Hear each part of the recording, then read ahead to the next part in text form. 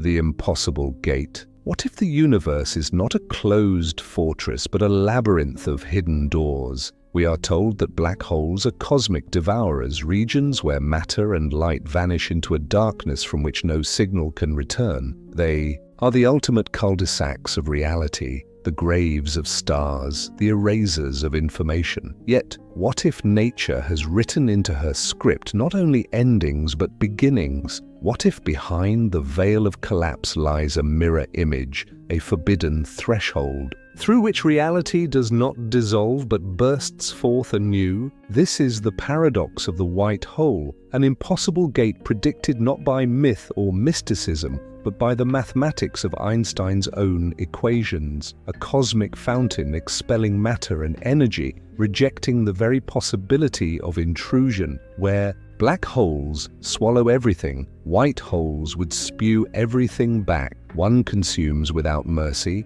the other refuses to be touched. Together they represent the most extreme contradiction our minds can hold. Destruction versus creation, silence versus eruption, death versus rebirth. The idea seems absurd, almost laughable, and yet it refuses to die. For nearly a century, physicists and philosophers have wrestled with this shadow twin of the black hole. Some argue it is nothing more than a mathematical curiosity, an artifact of equations stretched too far. Others whisper that white holes may be more than fantasy, that they may hold the key to time itself, perhaps even the origins of our cosmos. If the black hole is a prison, the white hole is an escape hatch. If one is a grave, the other might be a womb. We begin our voyage here, at the edge of imagination, sharpened by science. Imagine standing before such a gate. You would see not darkness, but blinding release, matter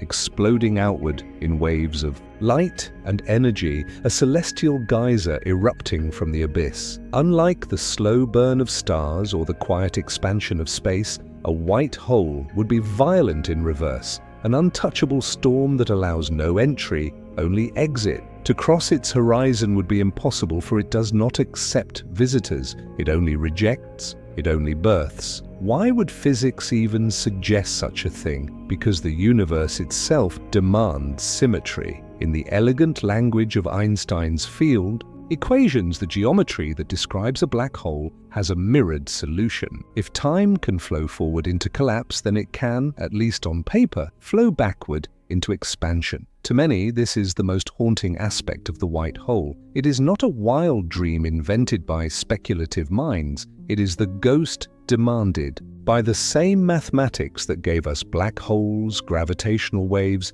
and the curvature of space-time itself. And yet this ghost seems to mock us. Where black holes have been detected, imaged, and even heard in the ripples of space-time, white holes remain invisible. They erupt in the equations but not in the skies. They feel like riddles built into the structure of the cosmos, challenging us to ask whether reality obeys mathematics fully, or whether mathematics sometimes describes paths that nature never dares to take. But consider this. For centuries, black holes themselves were regarded as absurdities. Einstein himself doubted their existence, dismissing them as mathematical tricks rather than physical objects. Even as late as the mid-20th century, many astronomers resisted the idea that real stars could collapse beyond visibility. Only with the discovery of quasars, X-ray binaries, and the first gravitational wave detections did black holes graduate from speculative to undeniable. If black holes, once scoffed at, became not only real but central to our understanding of the universe, what does that mean for their impossible twin? Here, the mind is caught between skepticism and wonder. On one side, the weight of evidence urges caution. We see no proof of white holes, no astronomical signature that clearly reveals their existence. On the other, the pull of possibility refuses to be silent. What if they do exist but hide in forms we have not yet learned to recognize? Could some of the most mysterious bursts of radiation in the universe, like gamma-ray bursts or fast radio, bursts be signals from these hidden fountains? What if the very Big Bang itself was not a singular explosion out of nothing, but the eruption of a white hole spilling an earlier universe into ours? The stakes of this question extend beyond astrophysics. White holes force us to confront our deepest assumptions about time, causality, and the boundaries of reality. If they exist, then the universe is not merely a cycle of collapse, but also of release, not just a graveyard of stars, but a nursery of beginnings. They would rewrite the story of entropy, challenge the permanence of death, and force us to imagine time not as a straight arrow, but as a strange dance of reversals and loops. To approach this idea is to step into a philosophical storm. On one side stands the rigorous scientist, demanding evidence, measurements, predictions that can be tested. On the other side stands the dreamer, recognizing that every frontier of knowledge begins in speculation. The black hole began in the same place. Ridiculed, doubted, dismissed. Perhaps the white hole waits for its own discovery, hidden not in the darkness of space, but in the blindness of our current imagination. And so, the paradox grows heavier. The equations invite it. Logic doubts it. Imagination craves it. We hover at the edge of an impossible gate, unsure whether it is real or illusion, truth or mirage. Yet, we cannot turn away. To ignore the white hole would be to ignore the whisper of symmetry in the laws of nature, to deny that the cosmos may hold not only endings, but beginnings. As we set sail into this documentary, think of the voyage not as a lecture in physics, but as an expedition toward the furthest boundary of thought. We will follow the trail of clues scattered across science and philosophy, from the collapse of stars to the birth of universes. We will confront the doubts of skeptics and the visions of dreamers. We will weigh the evidence that grounds us in reality against the speculation that pulls us into the unknown. What lies at the event horizon of a white hole? Is it a wall of fire, a fountain of rebirth, a cosmic illusion, or is it something stranger still, beyond the grasp of equations and imagination alike? To search for the answer is to admit our ignorance and embrace our hunger for wonder. The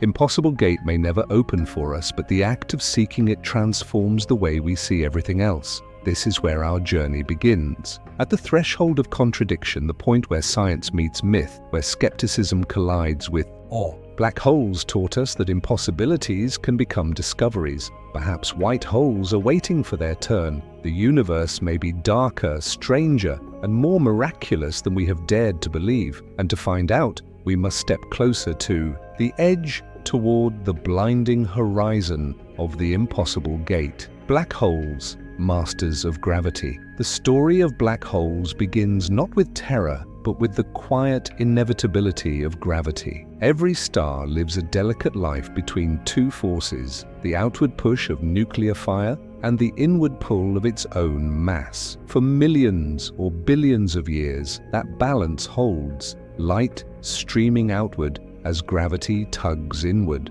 But when the fuel is exhausted, when fusion no longer counteracts collapse, gravity wins. The star implodes, its heart crushed beyond recognition. If massive enough, no known force can halt the descent. Matter falls without limit. Space itself folds inward, and a black hole is born. To imagine this is to confront a collapse so profound. It erases familiar concepts. Density becomes infinite. Volume shrinks to nothing, and the ordinary laws of physics seem to break down. At the center lies what mathematicians call a singularity, a point where equations blow up, where gravity becomes absolute. Surrounding it is the event horizon, the most famous boundary in the universe. Cross it, and no return is possible. Not light, not information, not even the desperate struggle of matter racing outward can escape. The event horizon is both prison,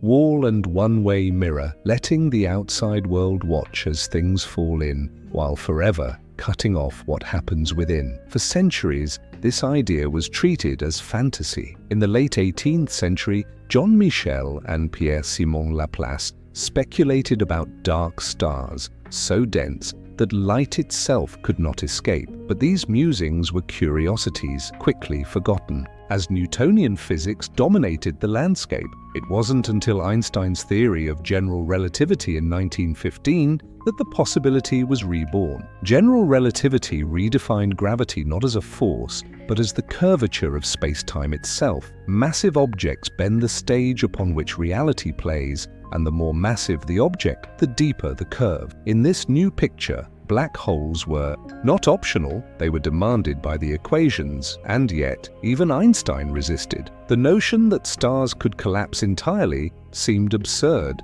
The mathematics suggested it, but Einstein dismissed it as unphysical, a trick of the equations rather than a feature of reality. For decades, many scientists agreed. The singularity at the center of a black hole appeared like a confession of failure, a point where theory ran out of meaning. Surely nature would avoid such absurdities. Surely something would intervene before collapse became absolute. But reality is not bound by our comfort. In 1939, J. Robert Oppenheimer and Hartland Snyder published a paper that changed the conversation. They showed that for a sufficiently massive star, collapse was inevitable. No pressure, no quantum effect, no resistance could stop gravity's final victory. The conclusion was stark. Black holes were not only possible, they were unavoidable. The universe, indifferent to our skepticism, would make them. Still, decades passed before the idea was taken seriously. Even into the 1960s, black holes were spoken of with caution, often avoided in textbooks, as if acknowledging them lent credibility to a ghost. But evidence has a way of forcing belief. Astronomers began to detect objects that defied explanation. X-ray binaries where unseen companions devoured matter from nearby stars, quasars so bright they outshone entire galaxies, powered, it seemed, by the hunger of invisible engine. These were not curiosities. They were signatures of immense gravitational wells, signatures of black holes at work. The skepticism slowly eroded. What had been a mathematical oddity became a physical necessity. Black holes were no longer exotic. They were common, scattered throughout galaxies, shaping their evolution, anchoring their centers. In 2019, humanity glimpsed one for the first time. The Event Horizon Telescope captured the shadow of the supermassive black hole in M87, a glowing ring of plasma encircling a darkness where light itself could not tread. The image was not simply a photograph, it was a confirmation that the impossible was real. To understand why black holes captivate us, we must see both their terror and their elegance. On one hand, they are destroyers, swallowing stars, tearing apart matter, stretching time until seconds and centuries blur. On the other hand, they are exquisite expressions of Einstein's geometry, natural consequences of space-time's fabric. They show us that gravity is not merely attraction, it is architecture, sculpting the universe into wells and valleys, bridges and horizons. Black holes are gravity's masterpiece, where the curve becomes infinite, where the stage folds into itself. Standing at their edge, time itself becomes unstable. To a distant observer, anything falling toward a black hole appears to slow, stretching endlessly as it approaches the event horizon. From the viewpoint of the falling object, however, nothing unusual happens. As the horizon is crossed, time flows normally until the singularity awaits. This contradiction is not a flaw but a revelation. Time is not universal, not absolute. It depends on where you are, how you move, and how gravity molds the stage. Black holes are not only astrophysical beasts, they are philosophical mirrors, exposing the relativity of experience. And here lies the profound contrast. Black holes are at once terrifying in their appetite and sublime in their mathematics. They embody the strange duality of nature violence expressed through elegance, chaos described by symmetry. They remind us that the universe is not designed for human comfort, but for coherence with its own laws. Einstein's equations did not flinch before infinity. They insisted upon it. Yet even as we celebrate their reality, mysteries remain. What truly happens inside a black hole? Does the singularity exist, or is it a signal that our theories have reached their breaking point? Can information survive the fall, or is it destroyed forever, violating the most sacred principles of physics? These questions are not idle. They reach to the foundations of quantum mechanics, thermodynamics, and the nature of reality itself. The black hole information paradox, famously wrestled with by Stephen Hawking, remains unresolved, a reminder that even in our triumphs, mystery persists. But perhaps the deepest lesson black holes teach us is humility. For generations, humanity doubted their existence, resisted their implications, and recoiled at their absurdities. Yet the cosmos is not obliged to conform to our disbelief. What we once mocked as impossible is now undeniable. Black holes are not only real, they are abundant, shaping galaxies, sculpting the cosmos, and reminding us that the most radical predictions of physics may one day become the most ordinary features of the night sky. This evolution from absurdity to certainty prepares us for the path ahead. For just as black holes were once considered impossible, their mirror twins, the white holes, are now dismissed as fantasy, and yet symmetry suggests they too may lurk within the deeper structure of space-time. If history teaches us anything, it is that the line between imagination and discovery is fragile. Black holes themselves are proof that the universe delights in transforming speculation into revelation. As we leave the realm of black holes, masters of gravity, we stand at the doorway to their forbidden counterparts. If collapse can lead to silence, might symmetry demand that silence also explode into song? If the universe allows endings, must it not also allow beginnings? With black holes as our foundation, we are ready to approach the impossible gate once more. The mystery of the white hole, the fountain of creation, the paradox waiting on the other side of gravity's darkest triumph. The mirror theory, birth of white holes in physics. The most unsettling discoveries often emerge not from observation, but from the cold inevitability of mathematics. Numbers, symbols, and equations care nothing for our comfort. They obey their own logic, and sometimes that logic points to worlds stranger than imagination. Such was the case with black holes, once a mathematical curiosity, now undeniable, and it is the same mathematics that gives rise to their phantom twins, white holes. White holes were not born from telescopes scanning the night sky. They were not glimpsed through radiation or traced in gravitational waves. They were born on paper, summoned by the mirror symmetry hidden in Einstein's field equations. If gravity is the curvature of space-time, and if black holes are its ultimate sinks, then the equations suggest a time-reversed counterpart, not a prison into which all things fall, but a fountain from which all things emerge. This is the essence of the white hole. Where the black hole accepts everything and returns nothing, the white hole accepts nothing and returns everything. Its defining feature is absolute refusal. Nothing enters. Matter, energy, light, all are expelled outward in an unstoppable cascade. If you tried to cross the horizon of a white hole, you would fail before beginning. The horizon is not a gateway of capture, but a wall of rejection. Black holes are consumers, white holes are exhalers. Black holes erase, white holes erupt. The idea sounds like fantasy, yet its origin lies in rigorous logic.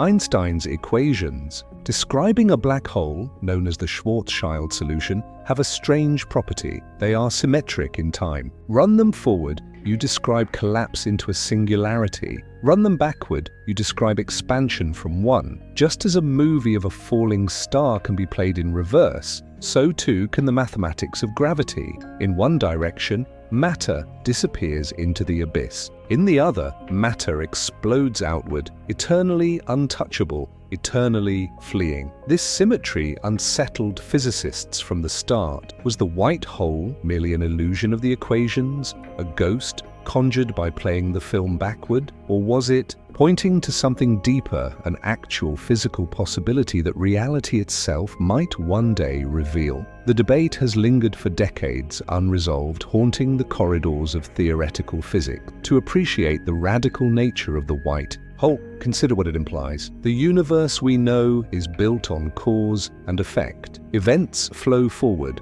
A star collapses, a black hole forms, matter is consumed. But a white hole would reverse that flow, vomiting energy into space without origin. To ask where the material comes from is to miss the point. In the mathematics, it has always been there, locked beyond the horizon, waiting only to be released. The white hole is not a machine that creates, it is a mirror that reverses. Imagine one appearing in the cosmos. You would not see matter drawn in, spiraling downward, crushed by gravity. Instead, you would see a sudden eruption, particles and photons streaming outward in every direction, as if a cosmic geyser had pierced the fabric of space-time. Unlike a supernova, which signals the death of a star, a white hole would have no precursor. It would simply appear, release, and fade, a burst of cosmic energy without warning. To the eyes of astronomers, it would be indistinguishable from a miracle. Yet this miracle has no proof. White holes remain ghosts of theory,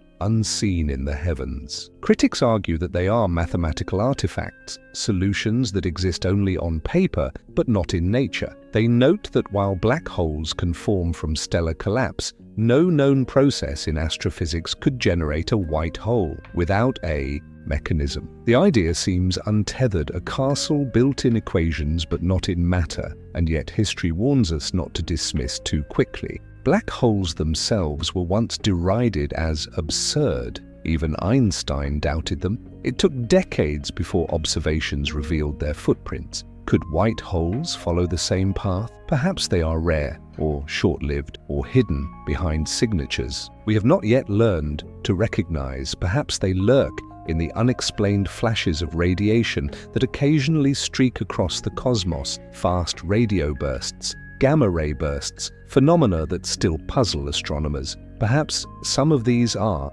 echoes of fountains we have not yet named, but the fascination with white holes extends beyond astrophysics. They force us to reconsider the nature of time itself. If black holes are futures of collapse, white holes are pasts of explosion. If one is entropy's end, the other is entropy's reversal. In a universe governed by the second law of thermodynamics, the inexorable increase of disorder, white holes appear almost sacrilegious. They seem to pour order back into chaos, to defy the cosmic drift toward heat death. Are they loopholes in time's arrow, or are they reminders that our laws are incomplete? This is where science shades into philosophy. White holes embody our struggle with symmetry and asymmetry. Physics loves symmetry. It is the language of conservation and law. Yet reality often breaks it. The universe is filled with processes that move in one direction. Eggs break but never reassemble. Stars collapse but never uncollapse.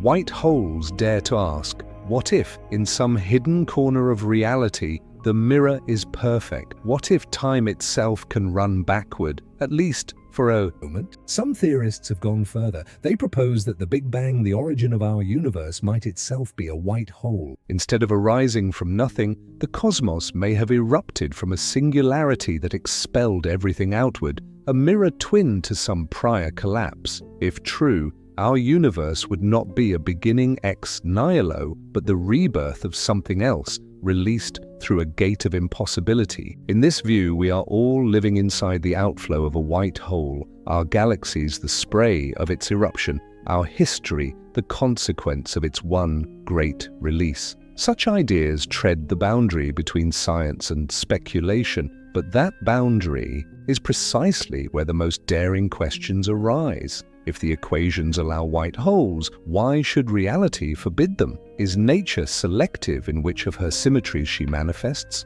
Or is our vision too narrow to see the whole? These are not idle musing. They shape the way physicists probe quantum gravity, the unification of Einstein's geometry with the uncertainty of quantum mechanics. In that uncharted territory, white holes may be more than curiosities, they may be essential. For in quantum gravity, the singularity of the black hole may not be an end, but a transition. Some models suggest that when matter collapses beyond a certain point, quantum effects prevent infinite density, instead creating a bounce. The collapse in one direction becomes an expansion in the other. What looks from outside like a black hole may eventually burst as a white hole, releasing its contents in a new form. In this vision, white holes are not separate objects but phases of black holes, different sides of the same cosmic coin. Black holes as death, white holes as resurrection. The elegance of this picture is irresistible. Stars collapsing, information trapped, time suspended,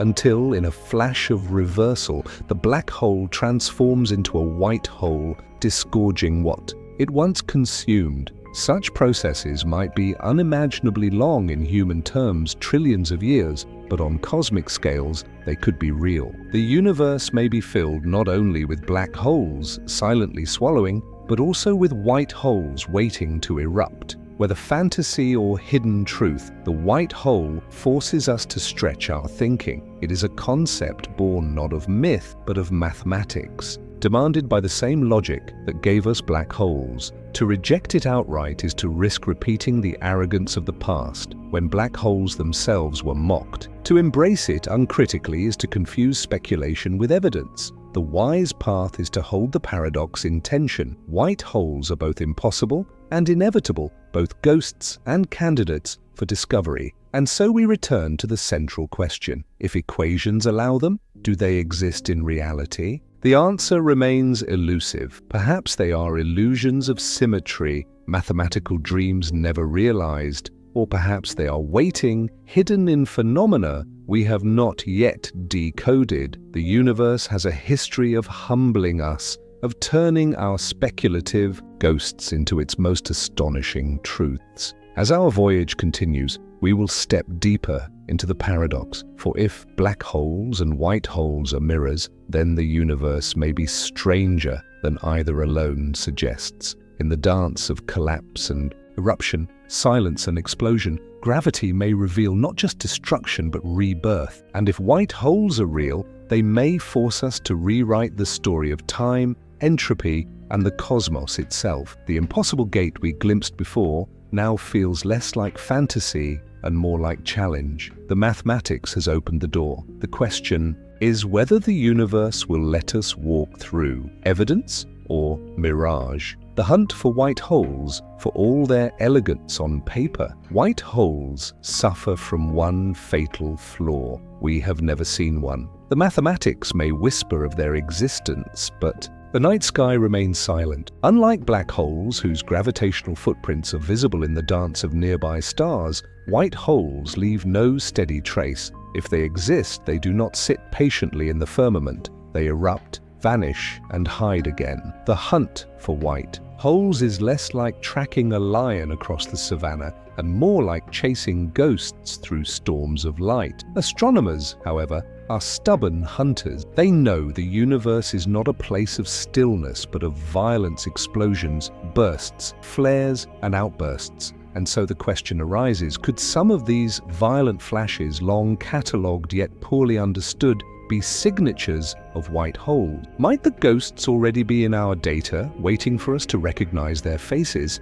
The most tantalizing suspects are gamma ray bursts, the brightest explosions in the cosmos, first detected in the 1960s by satellites designed to monitor nuclear weapons tests. Gamma ray bursts appear as sudden, intense flashes of high-energy light. They blaze for seconds or minutes, then fade into silence, leaving astronomers bewildered. For decades, their origin was a mystery. Today, most are explained as the deaths of massive stars or the collisions of neutron stars. Yet some bursts remain. Strange, their profiles refusing to fit the standard models. Could these anomalies be whispers of white holes, cosmic geysers, unleashing matter without warning? The allure is obvious. A white hole, by definition, would appear suddenly, releasing energy in a burst and then disappearing. It would not linger or repeat. It would erupt, shine, and fade.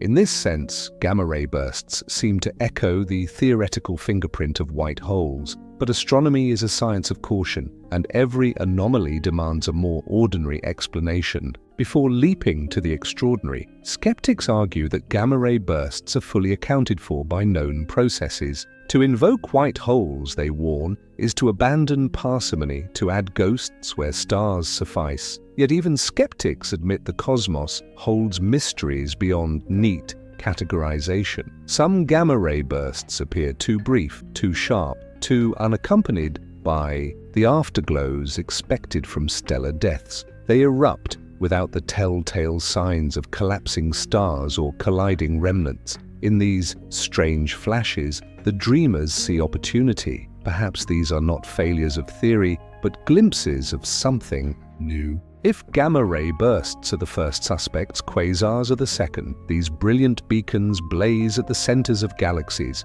outshining all their stars combined. Powered by supermassive black holes feeding on matter, quasars hurl jets of energy across intergalactic space. But in the early days of their discovery, before black holes became accepted, some wondered, could quasars instead be powered by white holes? Could their ferocious brightness be fountains of eruption rather than engines of consumption? The hypothesis never gained traction. As evidence mounted for black holes, quasars were reinterpreted as their voracious cousins, not their impossible mirrors. And yet the idea lingers as a ghost of history, a reminder that the line between consumption and eruption is not always easy to draw. In the violence of quasars, some still sense the echo of fountains unrealized. Then there are the fast radio bursts, mysterious flashes of radio waves lasting only milliseconds. First discovered in 2007, they arrive without warning from galaxies billions of light years away. Some repeat, others do not.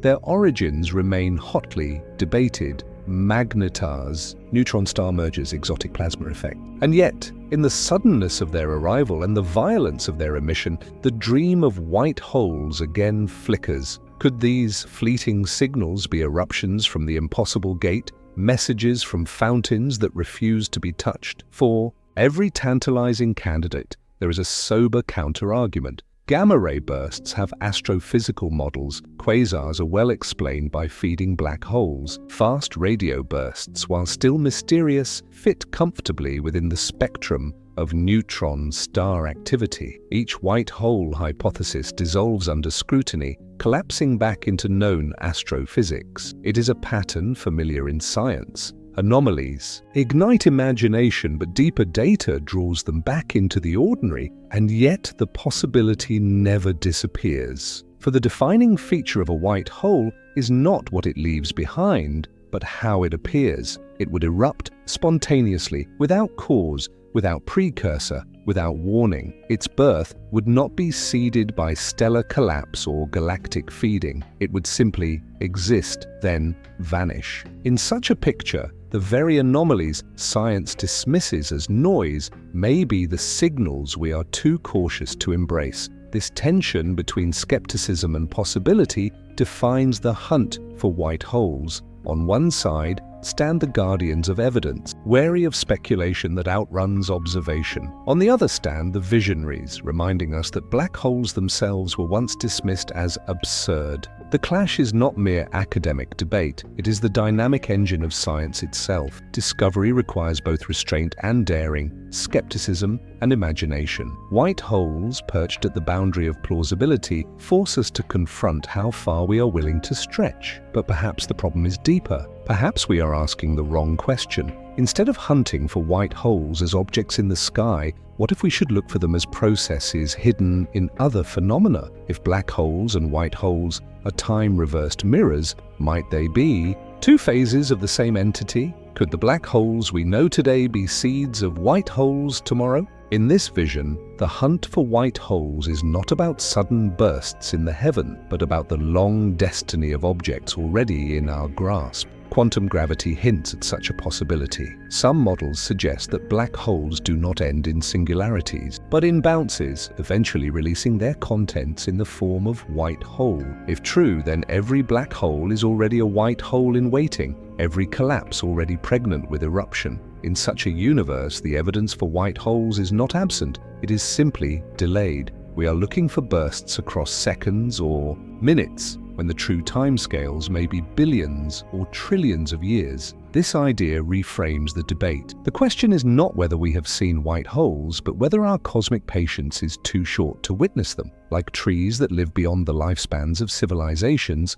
White holes may bloom on timescales that dwarf our capacity to observe. To us, they appear as mirages. To the universe, they may be inevitabilities. Still, anomalies tempt us. Every unexplained burst, every mysterious flash, every data point that resists our models becomes a candidate. Scientists catalogue them, explain them, tame them, and yet, behind the caution, the dream persists. What if one of these truly is a white hole? What if, hidden in the archives of satellites, buried in the noise of cosmic data, lies the signature of a fountain that once erupted and faded? Perhaps we have already seen one, but our eyes were not prepared to recognize it. The tension is unresolved. To declare white holes real would be premature. To declare them impossible would be arrogant. For history teaches that today's mirages may be tomorrow's evidence. Quasars, pulsars, black holes themselves, all were once mysteries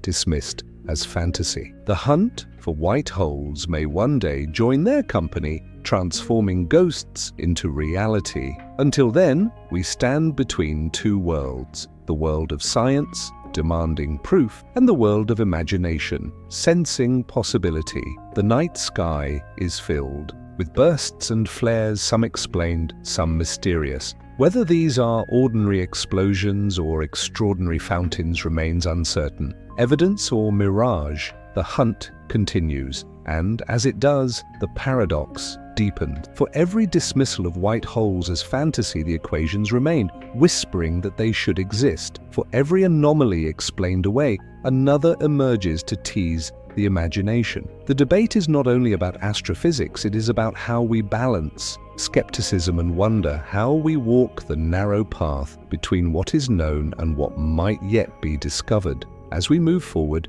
we will press beyond the hunt for signatures and into the heart of the paradox itself. If white holes are real, they may not only challenge our astronomy, but our very notions of time, information, and reality. And if they are not real, the question remains, why does nature tease us with their possibility only to withhold them from view? The answer, if it exists, lies at the crossroads of physics and philosophy. For now, the sky remains silent, the fountains elusive. Evidence or mirage, we cannot yet say. But the search itself reshapes our vision, reminding us that the universe is always stranger than our expectations, and that even the absence of proof can be a kind of invitation. The impossible gate has not yet opened, but the very act of seeking it changes how we see the cosmos. The cosmic arrow of time is the most familiar thing we know, and yet the most mysterious. We live inside its current like fish in water, carried forward without choice, never able to swim upstream.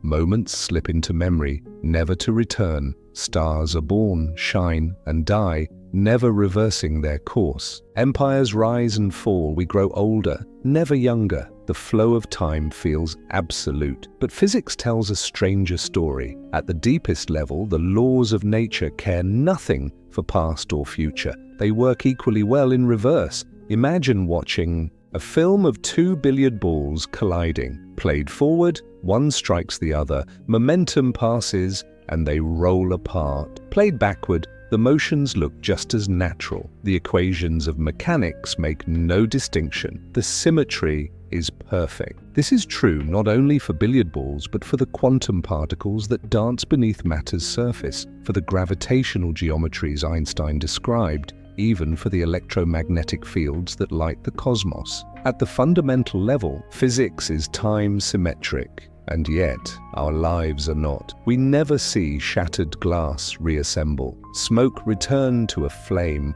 or ashes leap back into firewood. Something in reality imposes direction. This something is entropy, the measure of disorder. The second law of thermodynamics declares that in any closed system, entropy tends to increase. Order decays into chaos, patterns dissolve into randomness, energy spreads and cannot fully return. This growth of entropy gives time its arrow, carving past from future, ensuring that while the laws themselves are symmetric, the universe we inhabit is not. Entropy explains why we remember the past, but not the future. It explains why heat flows from hot to cold, why stars burn out instead of reigniting, why our own bodies age. Without entropy, time would be an illusion. With it, time acquires direction. The universe itself began in a state of astonishing order, smooth, low entropy, and has been running downhill ever since, toward ever greater disorder. Here lies the paradox. Physics at the microscopic level does not require an arrow of time, but the macroscopic universe insists upon it. Time symmetry versus time's arrow. The equations versus experience. A contradiction at the very heart of existence. And it is here that white holes return to the stage. For in the mirror symmetry of Einstein's equations, white holes represent not merely fountains of matter, but fountains of time reversed. If black holes embody collapse, entropy, and irreversibility, then white holes embody eruption, anti-entropy, and reversal. They appear as mathematical rebels, mocking the inevitability of time's arrow. In a universe where everything runs downhill, they are eruptions uphill, events that refuse decay and instead radiate order outward. To imagine such a thing is unsettling. Picture a region of space-time where disorder does not increase but decreases, where the spray of particles is not chaotic but strangely structured, as if an unseen hand were restoring what had been lost. Such an object would defy the very principle we use to navigate reality. It would be as though a film of the cosmos was suddenly spliced with scenes running backward, a glitch in time stitched into the fabric of existence. Some theorists argue that this is precisely why white holes cannot exist. They violate entropy, and entropy is sacred. To invoke them is to imagine miracles. Yet others counter that entropy's arrow is not absolute but statistical. It reflects overwhelming likelihood, not unbreakable law. Rarely, improbably, order can emerge from chaos like air molecules in a room, all gathering spontaneously to one corner, a possibility allowed but fantastically unlikely. White holes may represent such improbable events on a cosmic scale, so unlikely they almost never occur, yet possible in the infinitude of space-time. If so, then white holes are more than curiosities. They are signposts to a deeper principle. The time's arrow is not woven into the laws themselves, but emerges from conditions, from chance, from the unfolding of the cosmos. They remind us that what feels irreversible may not be absolute, that our sense of time's inevitability may be a local truth, not a universal one. Consider again the origin of the universe. The Big Bang was the lowest entropy state imaginable, the fountainhead of time's arrow. Where did this improbable order come from? Why should the cosmos have begun in such an extraordinarily structured state? Some suggest the answer lies in white hole-like phenomena, eruptions of order from collapse elsewhere, fountains spraying time's arrow into being. In this sense, white holes are not only solutions to equations, but metaphors for creation itself. The connection between white holes and time cuts deeper still. If black holes swallow information, and if information is never to be lost, then some process must restore it. Hawking's paradox forces us to confront this. Information cannot vanish, and yet black holes seem to erase it. One radical resolution is that black holes may one day transform into white holes, releasing what they consumed. If true, then white holes are not simply theoretical fountains. They are guardians of time's integrity, preserving the reversibility hidden beneath entropy's mask. This perspective casts white holes not as anti-physical, but as deeply necessary. Without them, time's symmetry would be broken, the laws inconsistent. With them, the paradox is softened, the arrow explained as an emergent property rather than a fundamental one. Black holes and white holes become complements. One enforces entropy, the other restores balance. Together, they may uphold a universe that is time-symmetric at its heart, even if asymmetry rules our experience. The philosophical implications are profound. If time's arrow is not fundamental,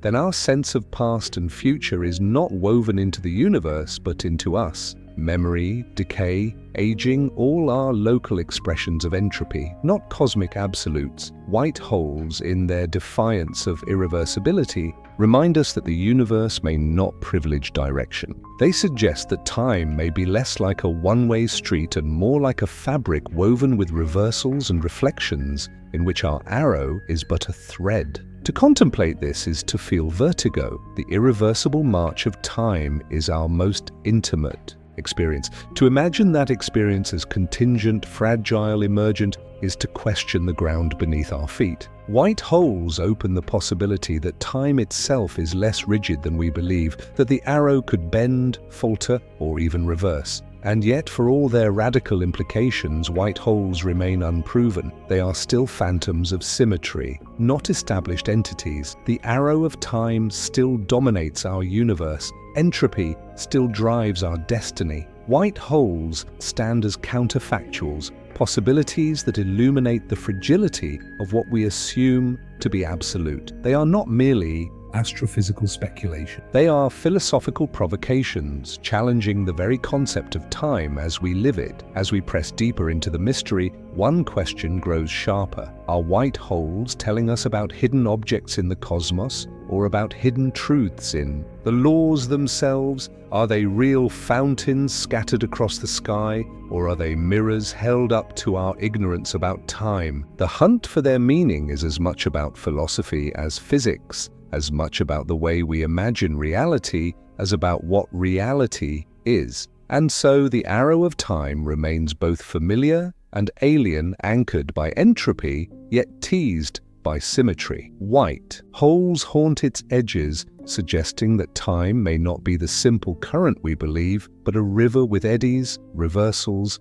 and hidden springs. They remind us that the impossible gate we seek is not only out there in the cosmos, but woven into the flow of existence itself. White holes and the Big Bang. Connection. Of all the mysteries whispered by white holes, one towers above the rest. Could the entire universe itself be the child of such a cosmic fountain? Could the Big Bang, the event we revere as the beginning of everything, be nothing less than the eruption of the ultimate white hole? To even raise the question is to blur the line between cosmology and metaphysics. For the Big Bang is not just another explosion among stars, it is the singular explosion, the origin of space, time, matter, and energy. Every galaxy, every atom, every thought traces its ancestry to that primordial moment. In standard cosmology, the Big Bang emerges from a singularity, a point of infinite density where the equations of physics collapse, where our theories fall silent. But black holes also lead us to singularities. Their hearts, concealed behind event horizons, are places where densities climb without bound, where known laws fail. And if black holes have mirror twins, white holes, then might the singularity of the Big Bang itself be interpreted as one of them? The parallel is seductive. A black hole represents matter falling inward, crushed beyond recognition. Reverse the film and you have a white hole, matter erupting outward, refusing collapse. The Big Bang too is an eruption without precedent, matter and energy streaming outward into newly born space. The resemblance is uncanny. It tempts us to ask whether our entire cosmos is not just the product of an inexplicable beginning, but the birth cry of a white hole larger than imagination. This idea did not arise from idle speculation. In the mid-20th century, when general relativity was applied to the cosmos, the mathematics pointed to an initial singularity. Space was not eternal, it had a beginning. But what does beginning mean in physics? If Einstein's equations are time-symmetric, why should they break? Only at the origin. Why should the cosmos erupt once, from nothing, rather than as the continuation of some hidden process? Here, the white hole provides a tantalizing bridge. Perhaps our universe's beginning was not ex nihilo, not from nothing, but from the bounce, or eruption of a singularity formed in some prior realm. One of the most profound models suggests that every black hole may, in time, give birth to a new universe. The collapse of matter beyond the horizon creates a singularity, but rather than terminating reality, Quantum effects transform collapse into eruption. From the outside, we see only a silent black hole. From the inside, a new universe blossoms, expanding with its own time, its own space, its own laws. In this framework, the Big Bang of our universe was the white hole eruption of a black hole. In another, we are the child of collapse. We live inside a cosmic fountain. Such speculation reframes the very question of origins. Instead of why did the universe begin, we ask,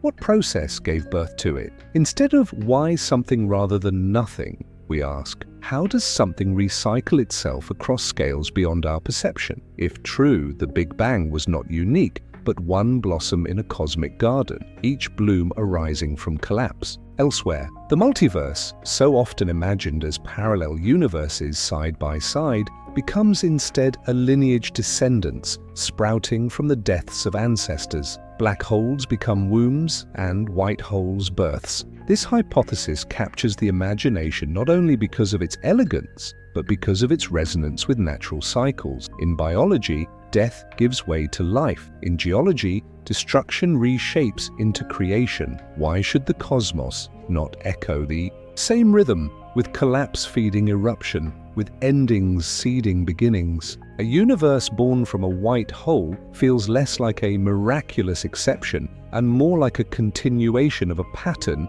written into existence itself. Still, skeptics raise objections. A white hole is supposed to reject intrusion. Nothing can enter. Yet the Big Bang did not simply spray matter into empty space. It created space itself. If our universe is a white hole, it is a special kind unlike any we can model. Moreover, while the Big Bang exhibits an outward eruption, it does not possess the event horizon structure of a standard white hole. To call the universe a white hole may be poetic metaphor rather than strict physics, but perhaps this is precisely the point. Our concepts of black and white holes emerge from solutions to Einstein's equations in specific contexts. The universe itself may be a more general solution, one that stretches the analogy beyond recognition. Just as the black holes, once considered absurd, were eventually recognized as real, perhaps the white hole, reinterpreted on cosmic scales, explains our very existence. The suggestion gains weight when we revisit entropy. The Big Bang began in a state of astonishingly low entropy, far more ordered than seems natural. Why should the universe start in such improbability? One answer is that it did not start at all, but emerged from a process that restored order, the eruption of a white hole. In this picture, the arrow of time we experience is the spray of entropy's reset, cascading from an anti-entropic fountain. The improbability of our beginning becomes less miraculous if it is the natural signature of a white hole birth. The idea also connects with quantum gravity, where singularities may be smoothed into transition. Loop quantum cosmology, for example, suggests that the universe did not begin with a singularity but with a bounce. A prior contracting universe collapsed, and instead of ending in a singular black hole, rebounded into expansion our Big Bang. From inside, the bounce feels like an eruption. From outside, it may look like a white hole. The Big Bang, then, is not absolute beginning, but cosmic recycling, a phoenix born from collapse.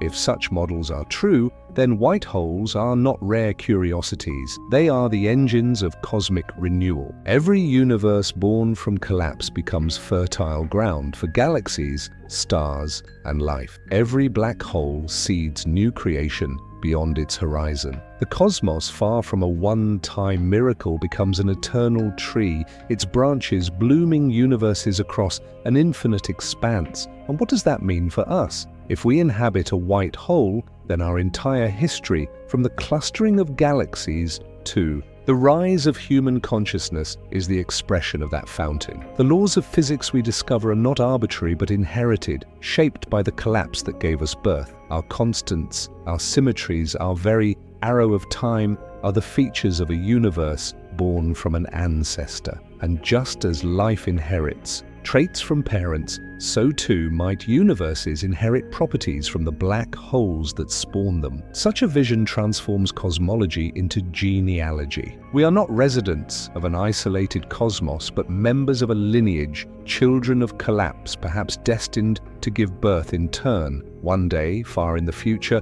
the black holes of our universe may erupt as white holes, releasing not only the matter they consumed, but entire new realms. Our cosmos may seed descendants just as it was seeded, carrying forward the pattern of death and rebirth. The Big Bang, then, may not be the beginning, but a chapter. White holes, far from phantoms, may be the deepest reality of all, the mechanism by which the universe recycles itself endlessly, births nested within deaths, fountains erupting from collapses. The impossible gate we glimpsed at the horizon of theory may be the very gate through which we entered existence. Of course, we must tread carefully. No telescope today can prove this. No observation can yet confirm that our universe is a white hole. These are models, hypotheses, visions painted on the canvas of mathematics, but so too were black holes once mere equations. So too was cosmic expansion once only an idea. The absence of evidence is not evidence of absence. The cosmos has humbled us before, and it may again, and so we are left with a choice. We can see the Big Bang as an inexplicable miracle, an absolute beginning without cause, or we can see it as part of a larger rhythm, a cosmic fountain erupting from collapse, a white hole of unimaginable scale. The former inspires awe through mystery. The latter inspires awe through continuity. Both remind us how small we are before the vastness of creation. To stand beneath the night sky and imagine that everything we see, the Milky Way, the distant galaxies, the cosmic web, is the spray of a single eruption, the outflow of a white hole, is to feel existence differently. We are not outside the fountain watching it from afar. We are inside it, carried in its spray, children of its eruption. The Big Bang is not behind us, it is around us, through us, within us. We live inside the impossible gate. This is the audacity of the idea that the greatest mystery of science, the origin of the universe, may also be the greatest expression of the white hole. Not a mirage, not a curiosity, but the very fountain of being. And if that is true, then the impossible gate is not something we approach from the outside. It is something we already passed through long ago when time and space themselves were born, wormholes and beyond. If white holes are fountains of creation, then what happens when they are paired with their darker twins? What if the devouring more of a black hole could be connected through the hidden architecture of space-time to the erupting geyser of a white hole? The answer is one of the most audacious ideas in physics. The wormhole, a bridge across the impossible. The concept first appeared in 1935 when Albert Einstein and Nathan Rosen studied the solutions to general relativity that describe black holes. They noticed something peculiar. The equations did not simply describe a singular pit in space-time, but could also be extended to reveal a tunnel, a connection between two distant regions. This Einstein-Rosen bridge seemed to join a black hole on one end to a white hole on the other. In this picture, the black hole swallows, the white hole spits, and together they form a passageway, a cosmic shortcut linking otherwise unreachable domains. The imagery is irresistible. Instead of traveling years or millennia through the emptiness of space, a spacecraft could slip into a black hole and emerge instantly through its white hole twin, arriving in another galaxy, another universe, another reality. Science fiction has embraced the wormhole as the ultimate vehicle of imagination, a tunnel through space-time, a highway across the cosmos, a bridge beyond limits. The very word conjures adventure. Wormholes are the stuff of daring voyages, gateways to other worlds. But reality is less forgiving. The Einstein-Rosen bridge, as described by the mathematics, is unstable. It collapses faster than light can travel through it. Attempt to enter and the tunnel pinches shut, trapping you in the singularity's crushing grip. Instead of passage, there is annihilation. Instead of a bridge, there is a dead end. Nature, it seems, teases us with possibility, only to deny it in practice. Physicists, however, are not easily dissuaded. For decades, They have asked whether wormholes could be stabilized. Could exotic matter with negative energy density hold the tunnel open? Quantum theory allows for fluctuations that seem to violate classical energy condition. If such exotic material could be harnessed, perhaps the throat of a wormhole could be threaded and sustained, transforming collapse into passage. In principle, the dream survives. A wormhole held open by the strangest forms of matter, a gateway not only to distant corners of the universe, but perhaps to parallel universes beyond. Yet each step deeper brings greater peril. Exotic matter has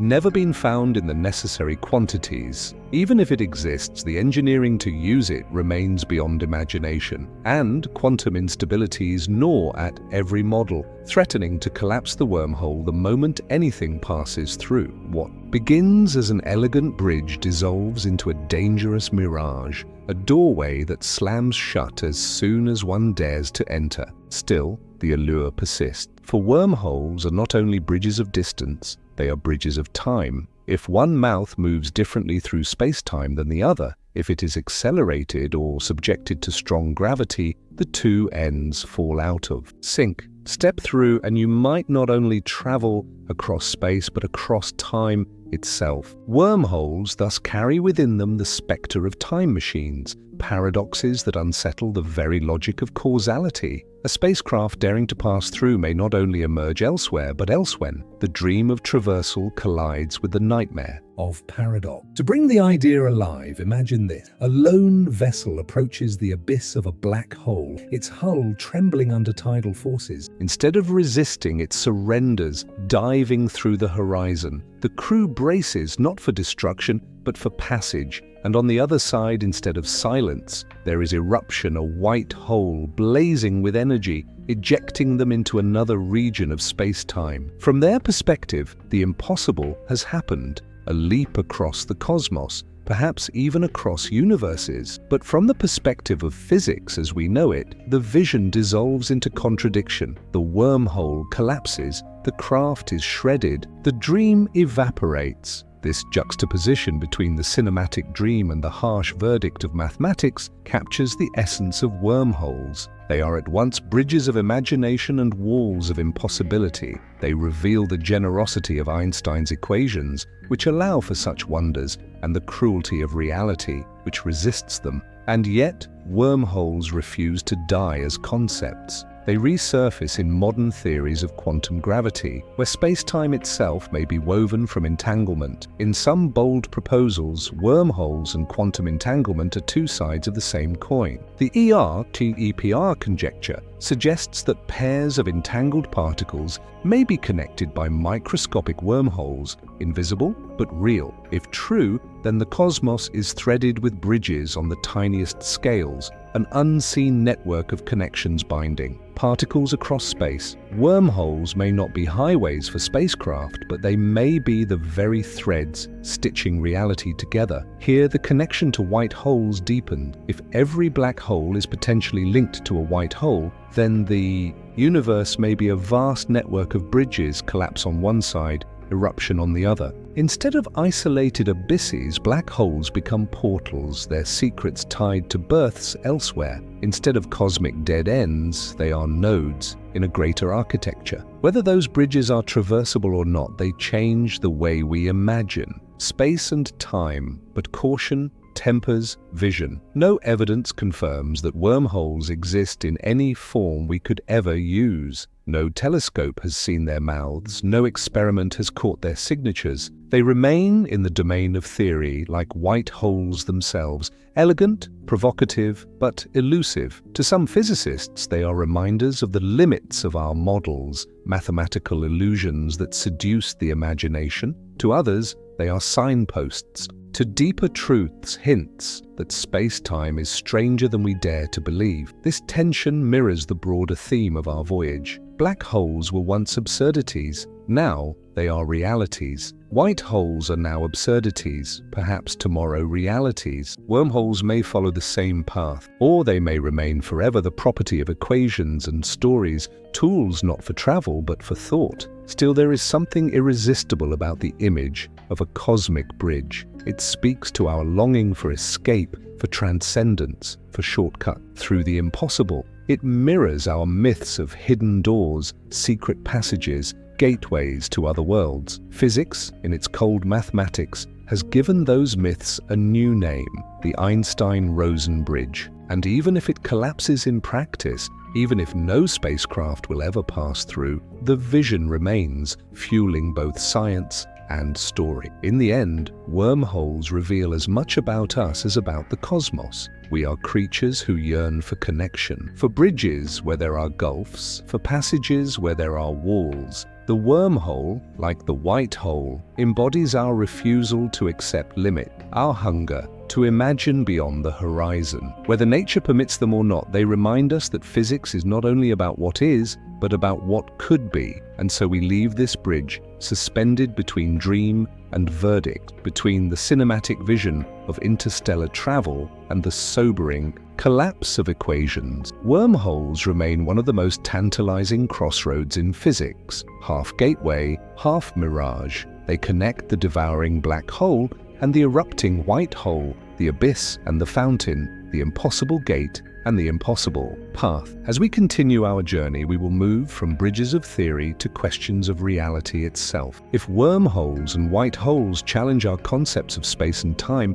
what do they tell us about the ultimate nature of the cosmos? Are these constructs merely illusions, or are they glimpses of a deeper order waiting for us to decode? Quantum, gravity, and the firewall. Paradox: if black holes are masters of gravity, then their greatest mystery lies not in their hunger, but in their silence. For once, matter falls across the horizon. It seems to vanish forever. Energy may leak back in the form of faint Hawking radiation, but the intricate information carried by matter, its structure, its quantum states, its identity, appears erased. This is the black hole information paradox, one of the deepest conflicts in modern physics. At its heart lies the clash between the two pillars of science, Einstein's general relativity and quantum mechanics. In Einstein's universe, the horizon of a black hole is smooth. A falling astronaut would notice nothing peculiar when crossing it. No barrier, no blaze. Space and time continue inward until the singularity ends the journey. Relativity insists on this continuity. The equivalence principle declares that free-falling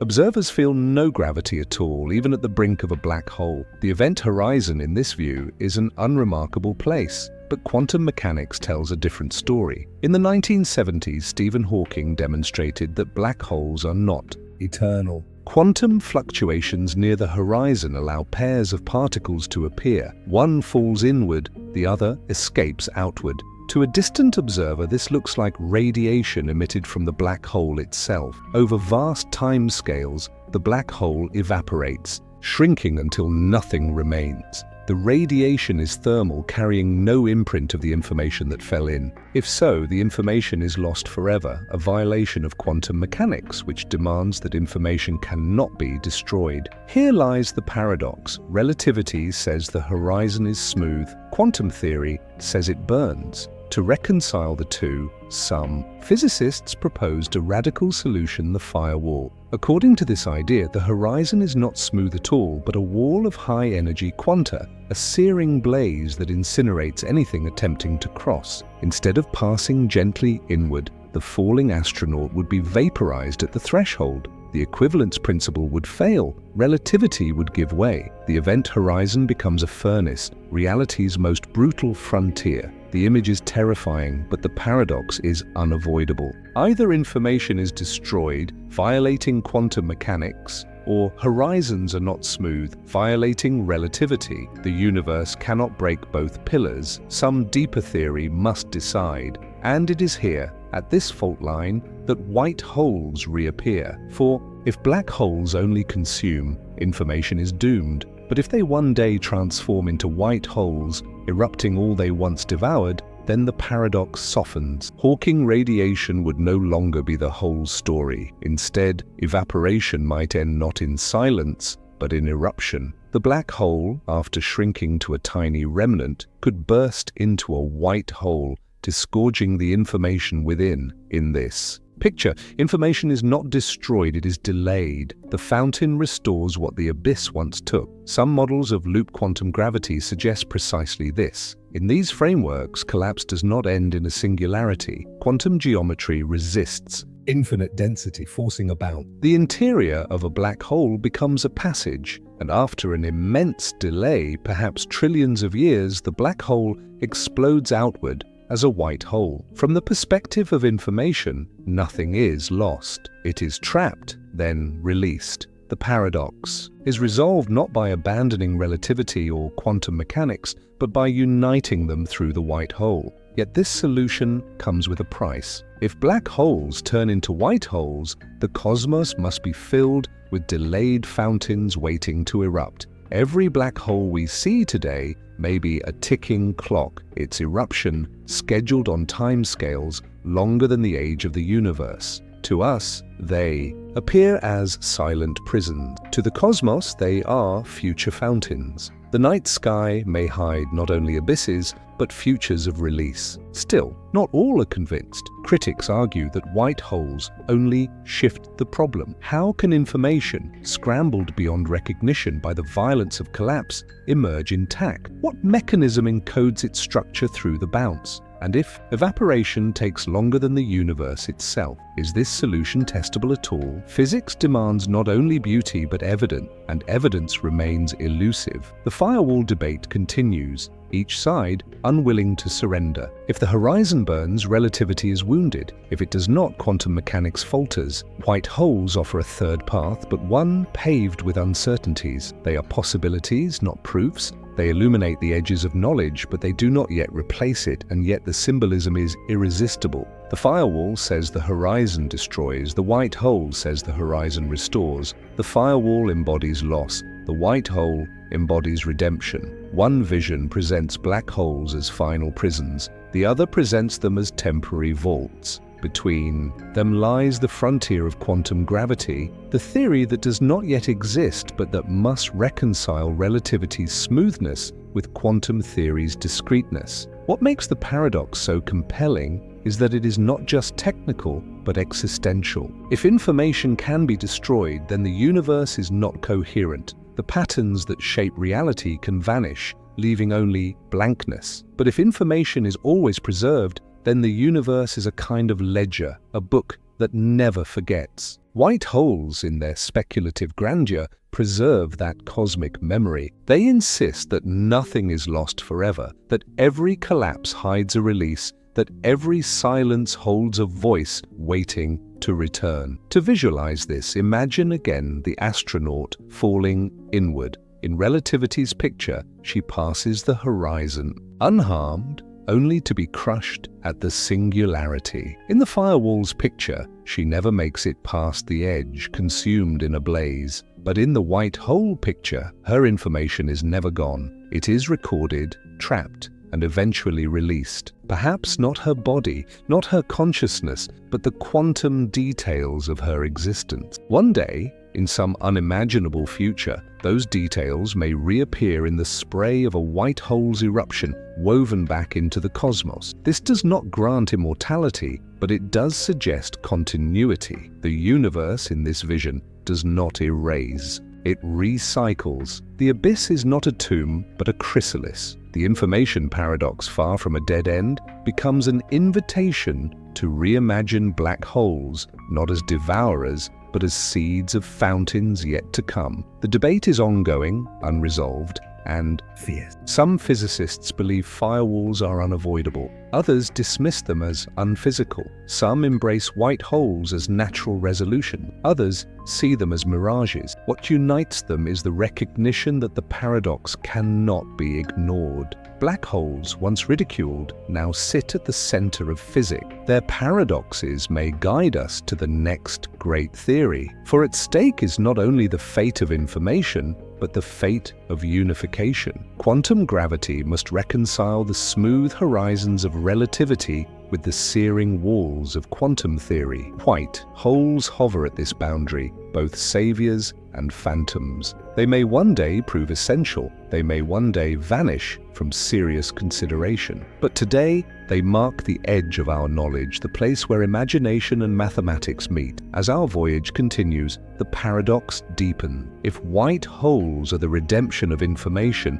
then they are not only theoretical curiosities, but guardians of coherence itself. And if coherence is the essence of the universe, then the search for white holes is the search for reality's integrity. The impossible gate has carried us far from collapse to eruption, from fountains to bridges, from entropy to time. Now it delivers us to the heart of the greatest paradox of all. Whether the universe remembers or forgets, whether the horizon is smooth or aflame, whether black holes are prisons or seeds of rebirth, journey to the event horizon, imagine a voyage. Unlike any humanity has ever dared a journey not to the stars, not to planets, not even to black holes, but to their mirror, a white hole, the impossible gate, a frontier that no telescope has ever seen, that no spacecraft has ever approached, but that mathematics dares to whisper might exist. Our expedition begins at the edge of the familiar universe, where galaxies thin into darkness and light itself struggles to bridge the gulfs of time. Here, against the backdrop of infinity, the impossible glimmers. The crew of our hypothetical vessel prepares to descend upon an object that should not exist, an anomaly, bright not because it reflects starlight, but because it creates its own. Unlike the black void of a black hole, the white hole reveals itself through eruption. It blazes, it rejects, it spits matter into the void like a fountain forever in motion. At first, from light years away, it resembles a quasar, a radiant beacon in the night, its brilliance piercing across eons. But as we draw closer, its strangeness becomes undeniable. Unlike quasars, which feed upon gas and dust, this fountain consumes nothing. Streams of light and particles gush outward, not inward. Gravity, which should be the supreme tyrant, pulling everything toward itself, here behaves like a guardian refusing entry. This is not attraction, but repulsion. Not collapse, but release. The spacecraft trembles as sensors strain to decode the spectacle. At a distance, the radiation appears as a storm of photons, gamma rays, and charged particles pouring outward in torrents. Instruments register impossible energy densities. It is as though the cosmos itself has reversed polarity. What black holes do in silence, this anomaly does in spectacle. The event horizon is not black, but blinding, a searing ring of light where matter is expelled in defiance of gravity's law. As the ship presses closer, the crew faces the paradox head-on. They know what the textbooks say about black holes. Approach the event horizon, and space begins to stretch. Time begins to warp. To the distant observer, their vessel would appear to slow, frozen at the threshold. To themselves, time would flow normally, rushing inward toward the singularity. The black hole devours, conceals, erases. Its edge is a point of no return. But here, the rules are reversed. The white hole does not welcome entry. No ship, no light beam, no probe can cross its horizon. Instead of drawing the craft in, its presence pushes outward, a fountain of rejection. The crew feels as though they are pressing against an invisible wall. Space itself seems to resist their advance. Time itself seems to recoil. What is normally the invitation of gravity becomes the refusal of eruption. The closer they come, the more intense the repulsion, as though the cosmos itself screams, "You cannot enter." The visuals defy language. Around the white hole, streams of matter spiral outward in jets, not inwards, as in accretion disks around black hole. The jets are dazzling, pillars of fire stretching light years, not fueled by consumption, but by expulsion. Instead of gas circling and heating as it falls inward, here the cosmos vomits plasma outward in perfect arcs. It is a sight so alien that even the most seasoned astrophysicist aboard feels vertigo. This is not collapse. This is eruption violent, blinding, eternal. And yet, even as the spectacle overwhelms, questions haunt the crew. If this is a white hole, where is its origin? What is the source of its eruption? Does the matter it ejects come from nowhere or from elsewhere? Could they be witnessing the spray of another universe's collapse? A cosmic fountain channeling death into birth? Each hypothesis deepens the awe and magnifies the dread. As the ship inches closer, instruments register time behaving strangely. Not the dilation of black holes where time slows for the falling traveler, but a reversal of the sensation. The crew feels an odd acceleration, as though moments slip away too quickly, as though their own experience of time struggles to remain anchored. What they perceive as seconds might appear to distant observers as elongated stretches. The horizon does not steal time by slowing it, it distorts time by expelling it. The event horizon of a white hole is not a prison, but a gate sealed against entry. Its boundary a one-way membrane pointing outward. The captain orders a probe deployed. It streaks toward the horizon, cameras whirring, sensors ablaze. For a heartbeat, data streams flow, searing radiation levels, particle densities beyond imagination, space-time curvature unlike anything ever measured. But just before the probe touches the boundary, the feed collapses. Because the probe has fallen in it never could, but because the eruption hurls it back, shredded in the fountain's violence.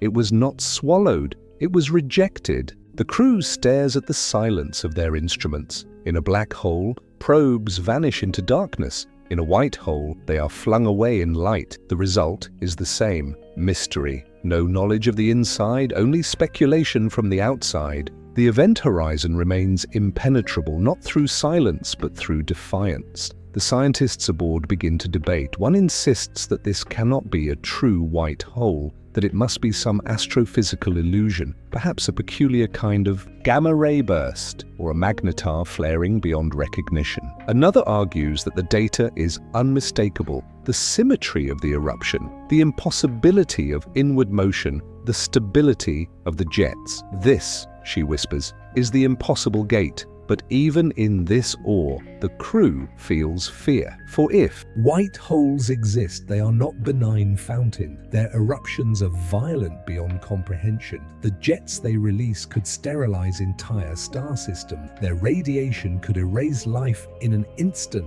What appears beautiful at a distance could be catastrophic up close. The universe, in its creativity, does not always create gently. Some fountains destroy even as they erupt. Still, the temptation grows. What if the ship could ride the eruption outward? What if, instead of falling in, they surrendered to being cast away? Could the fountain propel them across galaxies, across universes? Could this impossible gate, designed to forbid entry, serve as a launch pad for escape beyond imagination? The thought is intoxicating, but the verdict of physics is brutal. The jets of a white hole are chaos, not corridors. They tear, they scatter, they annihilate. No craft could survive their torrent. The white hole may be a gateway, but not one. Designed for travelers. The closer they drift, the more unbearable the light becomes. Shields strain, instruments saturate. The fountain grows not brighter but more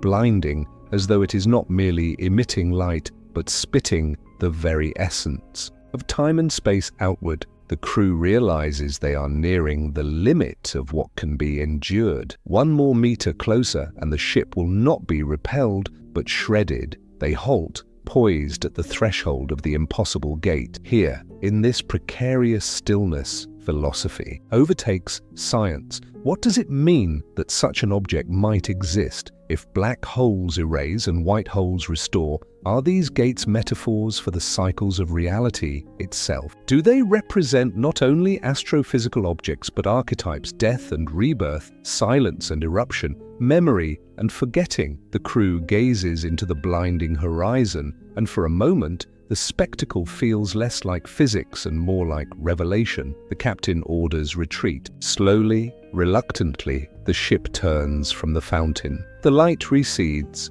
The jets shrink into distance. The impossible gate fades into the canvas of stars. What remains is not data alone, but awe. They have stood at the threshold of something that should not exist, and in its light, they have glimpsed not only a phenomenon, but a philosophy. For what the journey reveals is not knowledge, but paradox. Black holes and white holes alike deny us entry, one by swallowing, the other by rejecting. Both conceal their secrets behind horizons we cannot cross. Both mock our instruments, silence our questions, and humble our curiosity. Yet in their symmetry lies a deeper truth, that reality is larger than our grasp, stranger than our categories, richer than our laws. The voyage to the event horizon of a white hole does not end in discovery, but in confrontation with mystery itself. The crew returns with no proof, no breakthrough, no certainty, but they return transformed.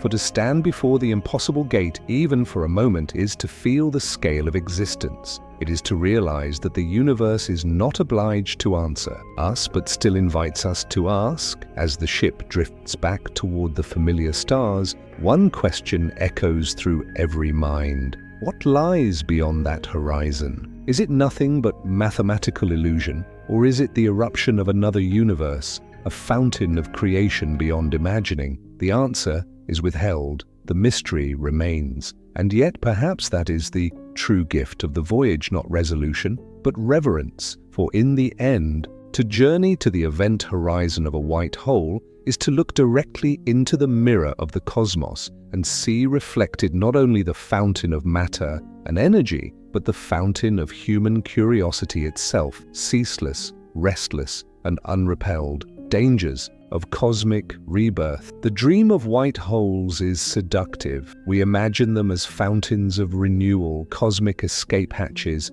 gateways to other universes. They appear in our minds as symbols of rebirth, of hope, of beginnings concealed within endings. But every fountain of light casts a shadow. For if white holes exist, they may not be gentle midwives of creation, but cataclysmic forces of destruction. The same eruptions that inspire wonder could also bring annihilation. To stand before a white hole may be to stand before salvation or doom. The first danger lies in sheer instability. Physicists suspect that white holes, if they ever formed, would be violently short-lived. Unlike black holes, whose horizons trap matter and persist for eons, white holes eject everything, destabilizing themselves in the process. Their very existence may collapse under their own eruption. In this sense, they may be less like fountain and more like cosmic bombs, brief, furious flashes of energy that burn themselves out in moments. What appears in theory as a stable gateway may in reality be a fleeting explosion, as transient and destructive as a supernova, but far more violent. Imagine such an object erupting near a planetary system. The jets of high-energy particles alone could sterilize worlds, strip atmospheres, and shatter biospheres. Even at interstellar distances, the radiation would be catastrophic. Gamma-ray bursts, suspected to come from collapsing stars, have long been feared as potential extinction-level events. A white hole, if real, could unleash bursts of even greater ferocity. For life clinging to fragile worlds, the eruption of a white hole would be not salvation, but apocalypse. The second danger lies in paradox. White holes, by definition, allow nothing in, only out. But how can an object exist that is permanently sealed, untouchable, rejecting interaction with its surrounding? Such a structure seems alien to the logic of physics. Black holes form naturally, through collapse. White holes have no such mechanism. Their existence may rupture the consistency of space-time itself, introducing instabilities that ripple outward. In some models, even the smallest perturbation could destroy a white hole, causing it to implode or explode unpredictably. To approach. One might be to approach the most unstable furnace in the cosmos, a gate that collapses as soon as you knock. And yet humanity, restless in its imagination, cannot help but dream of harnessing such power. If black holes can fuel quasars, if their gravity can anchor galaxies, what might a white hole offer? Could its eruptions be tapped for energy, its jets transformed into cosmic engines? Could its fountain be navigated, turned from danger to passage, from destruction to gateway? In our dreams, yes, in our equations perhaps, but in reality, the verdict is darker. For to touch a white hole is to touch chaos itself. The energies it releases are beyond control, beyond capture, beyond containment. No material could withstand its eruption, no shield could deflect its jets. Even approaching its horizon would mean annihilation, not because you fall in, but because you are shredded by what rushes out.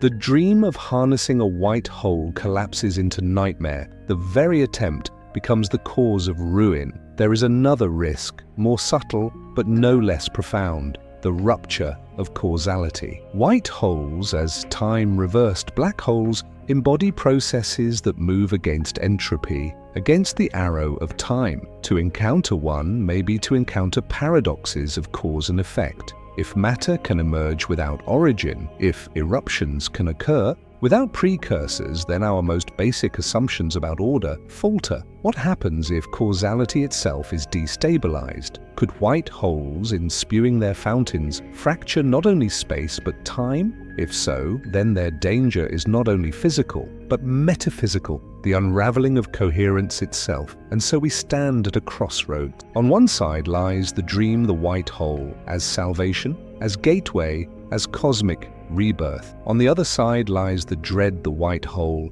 as instability, as explosion, as annihilation. Which is true, perhaps both, for creation and destruction are often twins. Stars that shine also burn. Supernovae that seed heavy elements also obliterate worlds. Why should white holes be different? They may offer both promise and peril, birth and death, rebirth and catastrophe. The question then becomes not only whether they exist, but whether we should wish them to. Would the eruption of a white hole near our galaxy be a revelation, or the end of everything we know? Would harnessing one elevate humanity into a cosmic species or destroy us before we began? The line between salvation and annihilation is perilously thin, and perhaps that is the ultimate lesson. White holes are mirrors not only of black holes but of ourselves. They embody our longing for rebirth, our refusal to accept endings, our hunger for escape. But they also embody the dangers of that longing, the risks of overreaching, of touching forces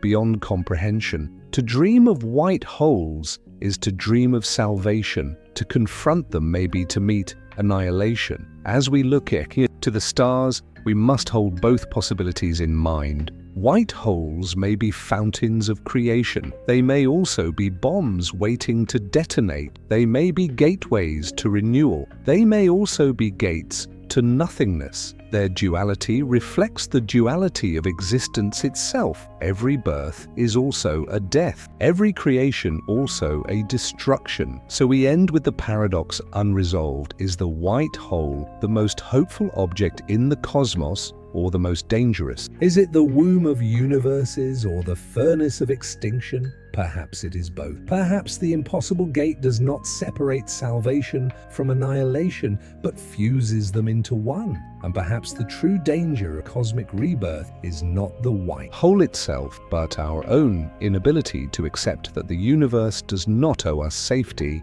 only wonder. Philosophical horizon, creation, death, and eternity. At the farthest edges of physics, the equations dissolve into silence. The data ends, the measurements fade, and we are left staring into mystery. It is here, in this liminal zone, that science hands the baton to philosophy. For white holes are not only mathematical possibilities or astrophysical speculations, they are metaphors, symbols of renewal, archetypes of beginnings hidden within endings. To contemplate them is to contemplate ourselves, our longing for meaning in a cosmos that offers no guarantees. Throughout human history, the stars have served as mirrors. We have read myths into constellations, omens into comets, destinies into eclipses. Black holes, in their devouring silence, resonate with our deepest fears. Oblivion, annihilation, the erasure of identity. White holes in their imagined eruptions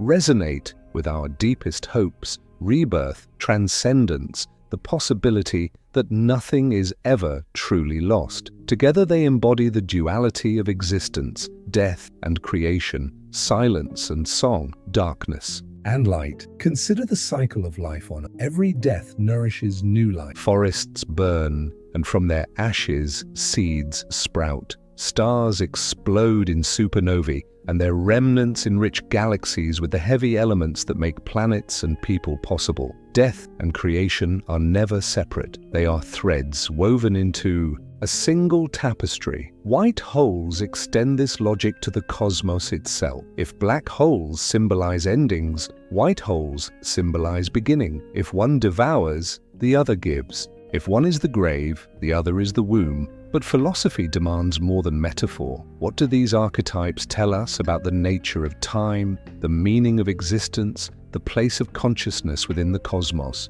If white holes are fountains of renewal, do they suggest that the universe itself participates in a grand cycle of death and rebirth? Could it be that the cosmos is not a linear march toward heat-death, but a perpetual dance, endlessly collapsing and erupting, endlessly dying and renewing? Some ancient traditions imagined precisely this. The Stoics spoke of ekpyrosis, the universe eternally consumed in fire and reborn. Hindu cosmology envisions endless cycles of creation and destruction, universes blooming and fading like breaths of Brahman. In Buddhism, the wheel of samsara spins without end, death feeding rebirth, rebirth feeding death. The white hole, as conceived by modern physics, echoes these archetypes, reminding us that science and myth often rhyme. When we peer into equations and glimpse fountains of creation, we are rediscovering an intuition humanity has carried for millennia, that nothing truly ends and every ending is a beginning. And yet, scientific skepticism stands firm. Most physicists dismiss white holes as mirages of mathematics. Without evidence, they argue, speculation risks straying into fantasy. The cosmos is not obliged to mirror our hopes. Perhaps the universe does not recycle. Perhaps death is final, entropy absolute, endings eternal. The black hole may consume and nothing may emerge again. This skepticism is vital. It keeps us honest, prevents our longing for meaning from masquerading as knowledge. But the longing itself is no less real, for human beings are not only observers of the universe, we are participants within it. Our lives are brief flames burning against the darkness. Our consciousness is fragile, yet luminous. We hunger for patterns that make sense of mortality, for stories that tell us our deaths are not mere erasures but transformation. White holes, even as speculation, serve that hunger. They remind us that physics and philosophy need not be enemies. Science seeks truth, philosophy seeks meaning. Between them, white holes become bridges. Perhaps consciousness itself participates in this rhythm. Some philosophers suggest that mind and cosmos are not separate, but entangled, that our awareness reflects deeper structures of reality. If so, then black holes and white holes are not merely astrophysical objects, but cosmic metaphors for the inner life. The black hole is the forgetting, the dissolution of identity, the silence of dreamless sleep. The white hole is the remembering, the eruption of new thought, the birth of awareness. In this lens, the universe is engaged in the same dance as consciousness, cycles of death and renewal, collapse and eruption, silence and awakening. Consider the arrow of time once more. Entropy insists that memory points backward, never forward. But what if consciousness, like the cosmos, contains both black holes and white holes within itself? Every time we forget, a memory falls into darkness. Every time we imagine, a vision erupts into being. The mind collapses and erupts, mirroring the rhythms of space-time. Perhaps this is not coincidence, but resonance. Perhaps the universe is alive in ways we cannot yet measure, participating in cycles that consciousness reflects. In miniature, such ideas hover at the boundary of science and philosophy, yet they illuminate our deepest questions. For when we ask about white holes, we are not only asking whether such objects exist, we are asking whether reality itself forgets or remembers, destroys or restores, silences or sings. We are asking whether the cosmos itself is eternal, cycling through births and deaths, or whether it is finite, fated to fade into heat, death, and darkness. What would it mean if we truly lived inside a white hole, as some cosmological models suggest? It would mean that everything we know, the galaxies, the stars, our lives, are the spray of a fountain, an eruption of creation flowing outward. It would mean that our universe is not an isolated miracle,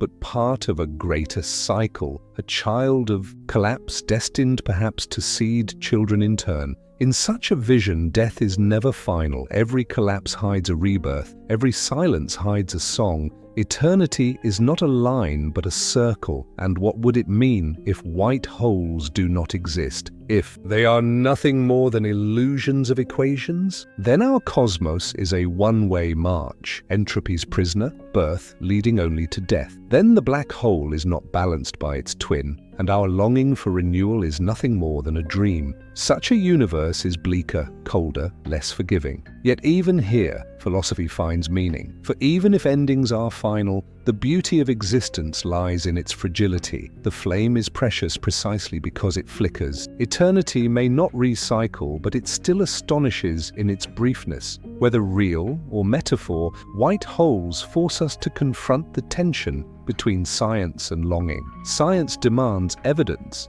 Longing demands meaning. One may never satisfy the other, but both are essential to our humanity. We need the rigor of skepticism to guide us. We also need the fire of imagination to inspire us. White holes live in the dialogue between the two, and so we return to the horizon of philosophy. Creation, death, eternity. These are not only questions of physics, but of existence itself. White holes remind us that the cosmos may be stranger and more beautiful than we can prove, that its mysteries are not limited to what we can measure. They invite us to imagine the universe not only as machinery, but as story, not only as equations, but as poetry. For perhaps in the end, the question is not whether white holes exist as astrophysical objects, but whether they exist as symbols that guide our understanding. Perhaps their greatest power lies not in their physical reality, but in their metaphorical truth, that every ending hides a beginning, that every silence hides a song,